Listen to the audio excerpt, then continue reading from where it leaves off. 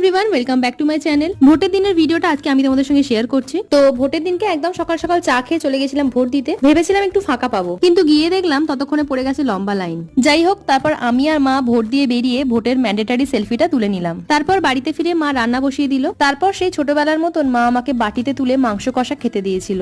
লাঞ্চে মা বানিয়েছিল চিকেন বিরিয়ানি। আর অন্যদিকে সোশ্যাল মিডিয়া দেখে আমি অনেকদিন ধরে একটা ভর্তা খাবো বলে ঠিক করেছিলাম। ফাইনালি আজকে সেটা বানালাম। তবে হ্যাঁ, শিলনোড়াতে নয়, মিক্সার গ্রাইন্ডারেই বানিয়েছিলাম এই চিংড়ি মাছের ভর্তাটা। খেতে দুর্দান্ত হয়েছিল।